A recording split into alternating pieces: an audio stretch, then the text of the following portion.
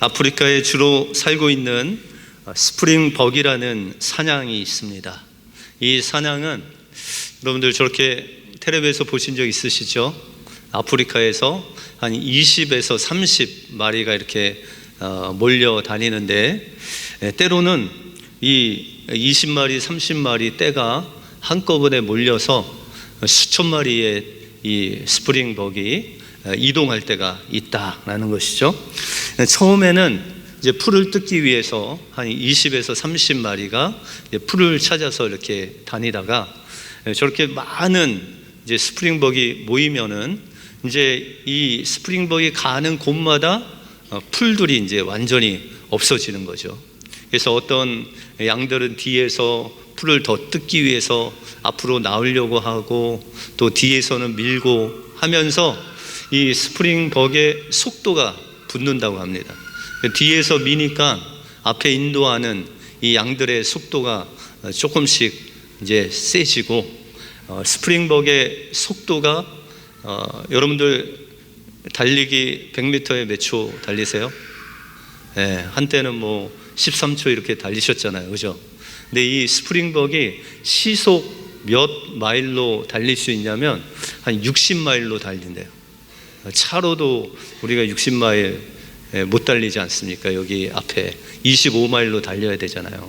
근데 60마일로 달린다 하면 엄청난 속도인데, 이 스프링벅이 그 정도로 속도가 난대요. 그런데 이렇게 수천 마리의 스프링벅이 이제 뒤에서 밀고 또 앞에서 끌면, 이제 앞에서 조금만 달리면 뒤에서는 엄청나게 달려야 돼요.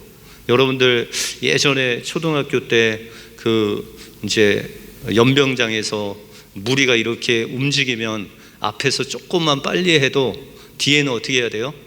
달려야 되잖아요, 그죠?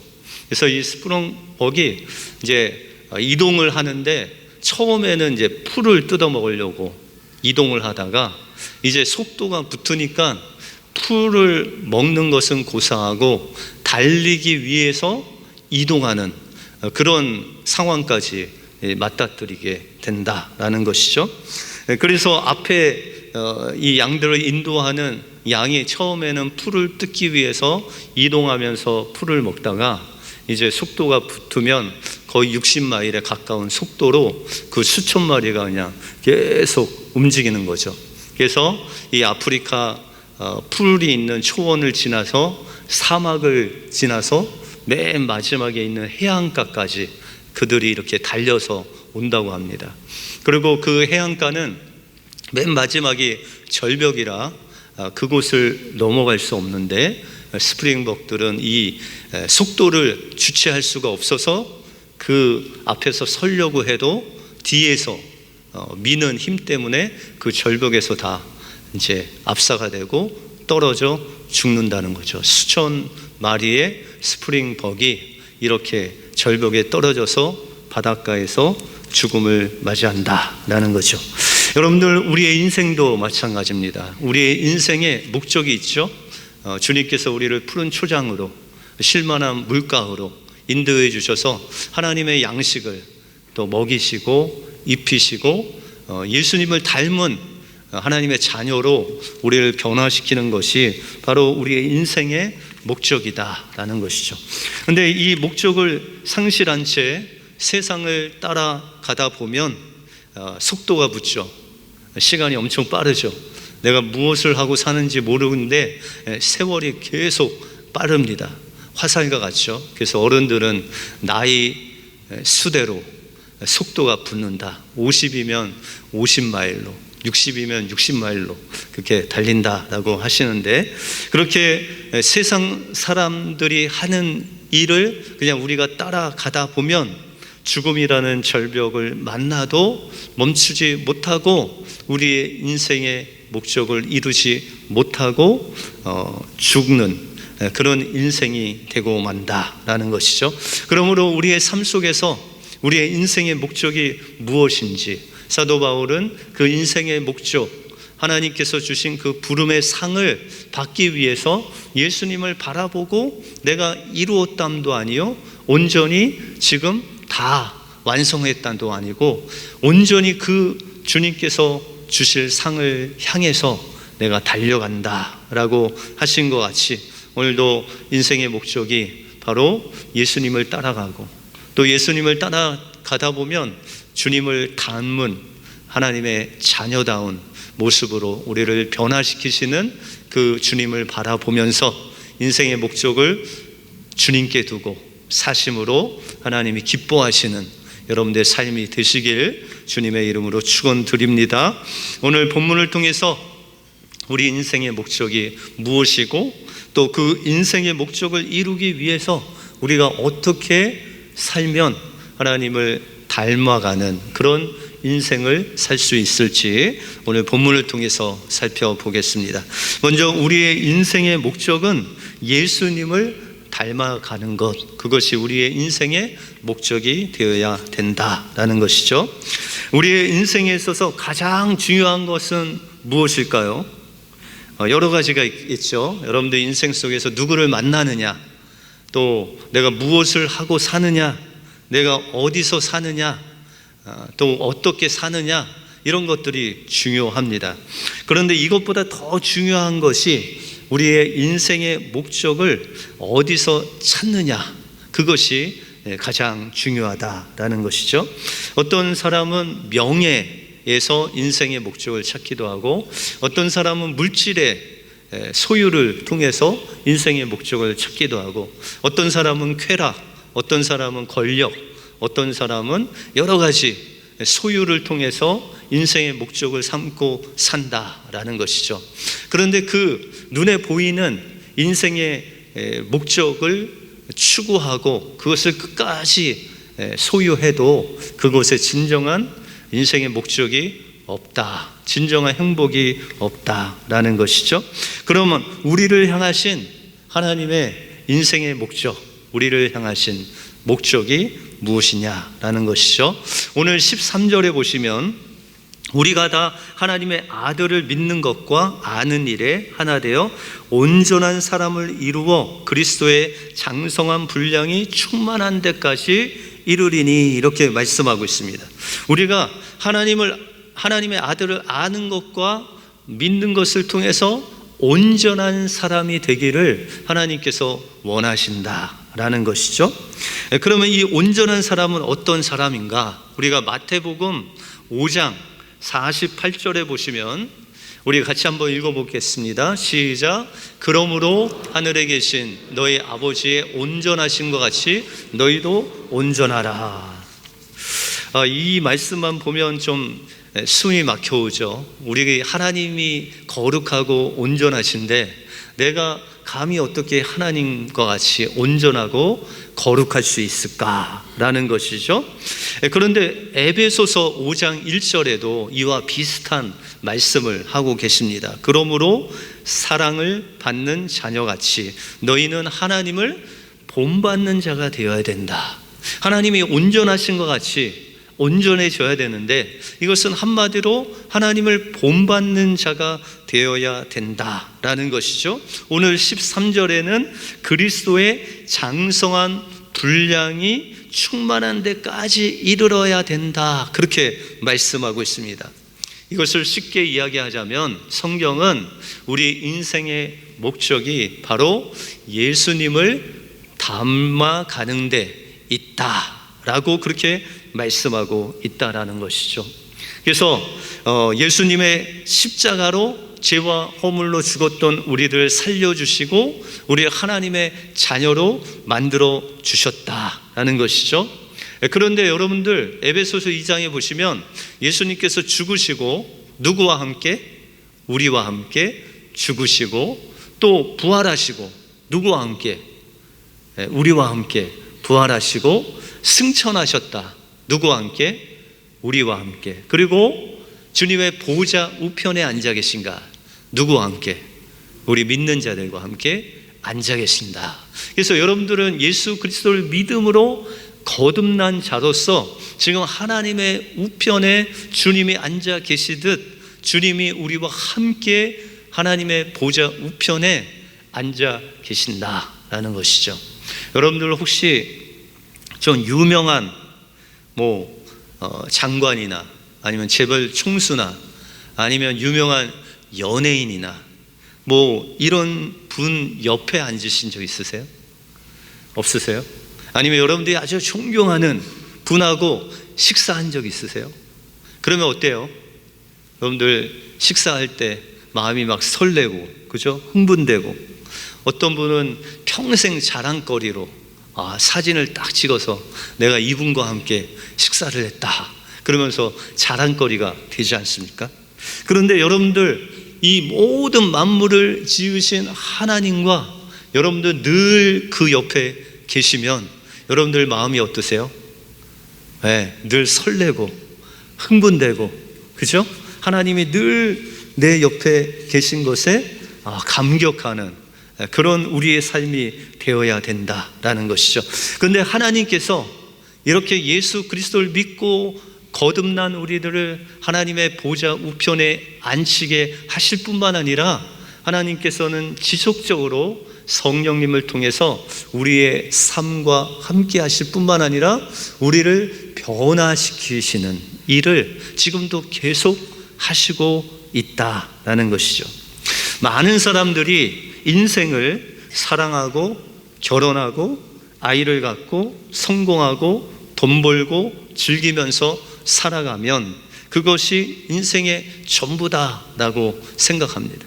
그런데 우리의 인생을 향한 하나님의 계획은 그것과 좀 다르다라는 것이죠. 첫 번째는 죄와 허물로 죽었던 우리들을 예수 그리스도를 통해서 구원하시는 그 구원의 계획이 하나님의 목적이고, 두 번째는 우리가 예수님을 믿음으로 우리의 신분이 바뀌고 하나님의 자녀가 된 우리들이 이제 우리의 인생 속에서 하나님을 담는 그런 하나님의 자녀로 변화시키는 계획을 가지고 있다라는 것이죠. 여러분 어렸을 때 꿈 얘기하면 여러 가지 꿈 얘기하셔. 어떤 아이들은 선생이 되고 싶다, 어떤 아이는 아픈 사람을 고치는 의사가 되고 싶다. 제일 많이 아이들이 얘기한 게 뭐죠? 대통령이 되고 싶다, 그죠? 그래서 좋은 나라를 만들고 싶습니다. 저도 과학자가 되고 싶습니다 했던 것 같아요. 그런데 여러분들 그 각자의 직업은 하나님께서 여러분들에게 다 다르게 주셨죠. 근데 그 직업은 다르지만 그러나 그 직업에는 귀천이 없는 거죠. 하나님께서 주신 가장 소중한 것이죠. 그러면서 우리가 한평생 살아왔다라는 것이죠. 근데 하나님의 눈에는 내가 무슨 일을 하느냐, 내 직업이 뭐냐, 의사냐, 판사냐, 검사냐, 뭐 여러 가지 그 직업이 주님의 눈에는 중요한 것이 아니라 그 직업을 가지고 어떤 사람이 되느냐, 그것을 하나님이 원하신다라는 것이죠. 그래서 우리가 하는 일이 교사라면 예수님 같은 교사가 되기를 원하신다라는 것이죠. 여러분들 자녀가 만약에 의사다 그러면 그 자녀들 향한 하나님의 인생의 목적, 여러분들 자녀들에게 향한 목적은 그 아이들이 예수님을 닮은 의사가 되기를 원하신다라는 것이죠. 정치가면 예수님 같은 정치가, 음악가면 예수님 닮은 예수님 같은 음악가가 되기를 원한다라는 것이죠. 저도 이제 고등학교를 졸업하고 신학교를 갈 때 꿈이 있었습니다. 그때는 조금 뭐라 그럴까요? 큰 꿈이 아니고 성경을 좀 알고 싶어서 처음에는 신학교를 가게 됐어요. 그리고 이제 신학대학을 졸업하고 목사가 되면서 그 과정 속에서 어떤 꿈이 있었냐면 이 교회를 좀 부흥시키는 목사가 되고 싶다, 그런 꿈이 있었어요. 그래서 그 당시에 우리 한국 교회가 엄청나게 부흥을 했습니다. 그래서 막 대형 교회가 생기고 부흥하는 교회가 생기고 그런 것들을 보면서 나도 저런 큰 교회, 부흥하는 교회 목사가 되고 싶다, 그런 꿈을 꾸고 이제 목회자로 목회의 길을 가게 됐습니다. 그런데 목회를 하다 보니까 제가 꿈꾸던 그 꿈이 하나님께서 그렇게 그렇게 원하시는 꿈이 아니다라는 것을 깨닫게 되었어요. 그러면서 목회자로서 하나님 원하시는 나를 향한 인생의 목적이 무엇이냐? 그것은 바로 예수님 같은 목사, 예수님을 닮은 목사가 되는 것이 하나님께서 나에게 원하시는 꿈이다라는 것을 발견하게 되었습니다. 그러면 여러분들 향한 하나님의 꿈은 뭘까요? 예수님 닮은 집사님, 예수님 닮은 권사님, 예수님 닮은 장로님, 예수님 닮은 성도님, 여기서 멈추는 것이 아니라 예수님 닮은 엄마, 예수님 닮은 아빠, 예수님 닮은 아들, 우리의 삶의 어떤 자리에서도 그 앞에 뭐가 붙어야 돼요? 예수님 닮은 그런 사람이 되기를 주님이 원하신다라는 것을 여러분들 기억하시고 한 주간 예수님 닮은 귀한 하나님의 자녀로 승리하시는 귀한 한 주가 되시기 바랍니다. 다음으로 예수님을 닮기 위해서는 예수님을 믿는 일과 아는 일에 하나가 되어야 된다라고 말씀하고 있습니다. 오늘 13절에 보시면 우리가 다 하나님의 아들을 믿는 것과 아는 일에 하나가 되어 온전한 사람을 이루어 그리스도의 장성한 분량이 충만한 데까지 이르리니 라고 말씀하고 있습니다.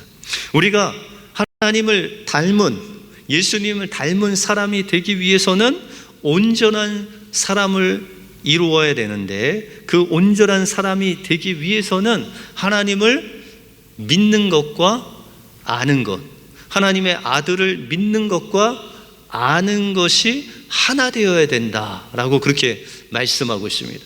그러면 예수님 믿는 것은 무엇입니까, 여러분들?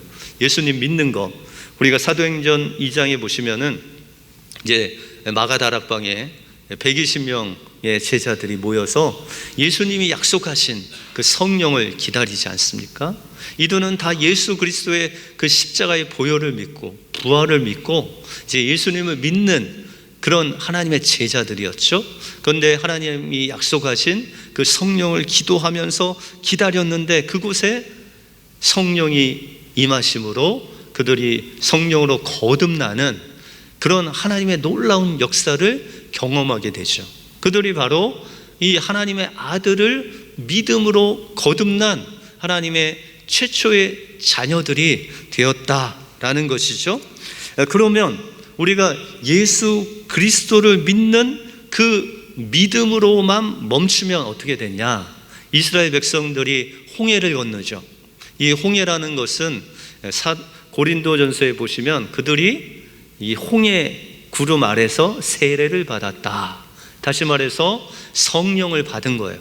예수 그리스도를 믿고 거듭나는 놀라운 은혜를 경험한 것이죠. 그런데 이 이스라엘 백성들이 홍해를 건너고 이제 거기서 멈춰서 살라고 하나님이 홍해를 가르고 인도하셨어요? 어디까지 가야 돼요? 가나안까지 가야 되잖아요. 근데 우리가 예수 그리스도를 아는, 믿는 그 믿음에서 멈추면, 거듭남에서 멈추면 홍해를 건너고 거기까지 있는 거예요. 멈춘 상태예요. 그런데 하나님께서는 무엇을 원하신다고요? 하나님의 아들을 아는 것을 원하신다. 여러분들, 예수님을 아는 것은 무엇일까요? 여기서 안다라는 단어는 아다라는 단어로서 인격적으로 경험을 통해서, 다시 말해서 아내와 남편 사이와 같이 아내가 남편을 알고 남편이 아내를 알듯이 그렇게 인격적인 관계를 통해서 경험적으로 아는 것을 바로 여기에 안다라는 단어로 표현했다라는 것이죠. 그러면 우리가 예수 그리스도를 믿고 거듭나면 우리의 삶의 주인이 누가 되시는 거예요? 예수님이 되시는 거죠. 예수님이 우리의 왕이 되시는 거예요. 그러면 우리는 예수님이 주인이시면 우리는 예수님의 소유다라는 것이죠. 그러면 여러분들의 인생을 누가 인도하시는 거예요? 예수님이 인도하는 거예요. 그래서 교회의 머리는 누구세요? 예수님. 여러분들은 교회의 몸, 지체죠. 그러면 예수님께서 우리 은혜교회를 인도하시는 대로, 그 말씀대로, 하나님의 뜻대로 따라가는 것이 우리 은혜교회의 모습이 되어야 된다. 우리 개인도 마찬가지다라는 것입니다. 예수 그리스도를 믿고 거듭나서 우리 안에 성령님이 임하시면 우리는 이제 우리의 것이 아닌 예수님 것이 되어서 예수님을 왕으로, 주인으로 모시고 예수님의 인도하심을 받는 그런 삶을 살아야 된다라는 것이죠. 그러면 예수 그리스도를 믿게 되면 어떤 일들이 일어나냐? 바로 우리가 주장하는 것, 우리가 생각하는 것, 우리가 결정하는 것을 내려놓는 일들이 생겨난다는 거예요. 여러분들 일하다가 갑자기 그냥 화가 확 나왔어요. 화가, 분노가 확 일어났어요. 그런데 갑자기 예수님이 항상 기뻐하래요. 그러면 이 분노를 어떻게 해야 돼요? 내려놔야 되잖아요. 그죠? 왜요? 주님이 우리의 주인이시니까 그분이 말씀하시는 대로 우리의 감정, 우리의 생각, 우리의 의지까지도 주님 앞에 내려놓는 그런 일들을 해야 되니까, 그것이 바로 주님이 우리 안에 왕으로 살아가면서 그분과 인격적인 만남을 통해서 그분을 경험하는, 예수님을 알아가는 삶의 시작이다라는 것이죠. 어떤 교회에 이제 목사님이 은퇴를 하고 담임 목사를 뽑는 청빙이 시작됐대요. 그래서 많은 이제 목회자들이 지원을 해서 마지막으로 3분이 남아서 이제 그 주일날 공동회의를 통해서 3분 중에 1분을 뽑는 공동회의가 있는 그런 주일이었어요. 근데 거기에 주축적으로 일을 했던 한 장로님이 아침에 일찍 나와서 하나님께 기도를 했대요. 하나님, 제가 봤을 때는 요 3분 중에 요 분이 좋을 것 같습니다. 이분을 담임 목사로 세워 주십시오. 이렇게 기도를 했대요. 그랬더니 갑자기 하나님이 마음으로부터 이제 음성이 들었는데, 너는 내가 원하는 목사가 안 돼도 순종하겠느냐? 그렇게 말씀하셨어요. 그래서 장로님이 생각하니까, 그렇죠. 주님, 제가 원하는 목사님이 안 돼도 저는 순종하겠습니다. 그랬더니 하나님이 또 말씀하시더래요. 너는 내가 원하지 않는 목사가 오더라도 그를 사랑하고 섬길 수 있겠냐? 그렇게 물으셨대요.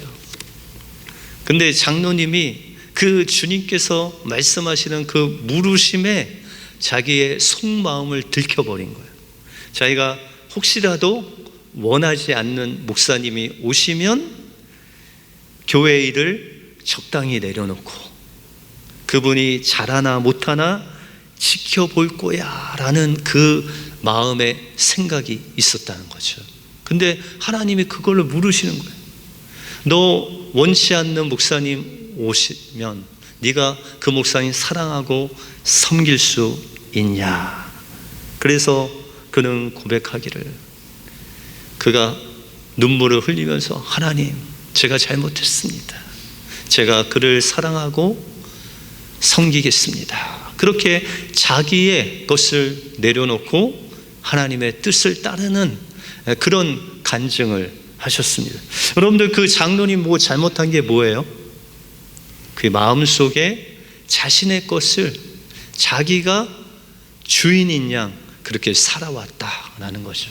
근데 하나님이 그것을 원치 않으면 그것마저도 십자가에 내려놓는 그런 순종하는 삶을 살아갈 때 그것이 하나님이 원하시는 예수님을 알아가는 삶이다라는 것이죠.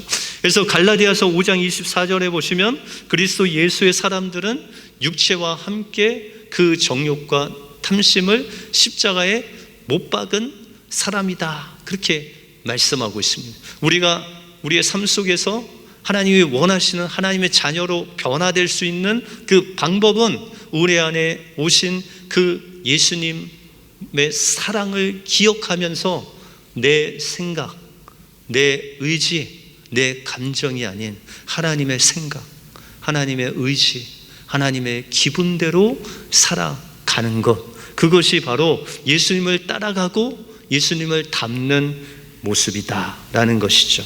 그러므로 우리 마음을 따라 사는 것이 아니라 주님을 따라, 주님의 사랑을 따라 살아갈 때, 어떤 일이 있을 때 주님의 사랑이 우리를 인도하셔서 그 사랑으로 우리가 기준 삼고 살아갈 때 우리의 삶이 주님을 닮아가는 삶으로 인도해 주신다라는 것이죠.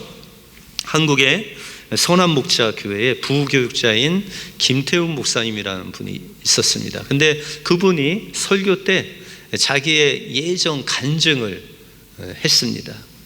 자기가 이제 고등학교 때 그 별명이 있었는데, 그 별명이 뭐냐면 깡패 같은 학생이었대요. 왜냐하면 깡패가 아닌 것은 학교를 다니니까, 그 주된 위치가 학생이니까 그나마 깡패 같은 짓을 하고 다녀도 학생이라는 그 이름을 붙여줬대요. 그래서 깡패 같은 학생이었다라는 것이죠. 그렇게 아이들과 몰려다니면서 아이들을 이제 괴롭히는 깡패 역할을 이렇게 열심히 하다 보니까 이제 그것이 이제 학생 주임 선생님한테 들켜서 이 깡패 일을 하고 다녔던 그 목사님과 그 주변에 있는 친구들의 어머님을 다 호출을 했대요. 그래서 이제 어머님들이 그 학교에 오게 된 거죠. 그래서 학생 주임 선생님이 그 어머님들을 불러놓고 밖에는 이제 깡패 같은 학생들이 쫙 엄마를 기다리고 있고, 안에서는 이 교무 주임 선생님이 이 깡패 같은 아이들의 만행을 어머님들에게 다 이제까지 이제 있던 일들을 하는 거예요. 계속 그 안에서는 어머님들의 한숨이 막 터져 나오고, 이제 다 끝나고 어머님들이 나와서 각기의 아이들을 집으로 데리고 돌아가는데, 밖에서는 깡패같이 날아다니던 아이들이 이제 어머니의 손에 붙들려서 뒤통수도 맞고 또 등짝도 맞아가면서 집으로 가는 모습을 보면서 이 목사님이 아주 재밌게 그 모습을 보았대요. 근데 이제 이 목사님도 어머님에게 이제 끌려가서 맞아야 되는데, 이 어머님이 그저 묵묵하게 그 앞을 걸어 가시는 거예요. 이 목사님이 생각할 때, 이 엄마가 나를 혼내야 되는데 이 엄마한테 내가 못할 짓을 했구나 라고 생각을 하고 한참 말없이 걷다가 목사님이 이 어머니에게 엄마 미안해 라고 이렇게 이야기를 했대요. 그러자 이 어머니가 이 아들한테 이런 말씀을 하셨습니다. 야, 너희 선생님은 참 이상하시더라. 우리 아들이 엄청 나쁜 애로 잘못 알고 계시더라.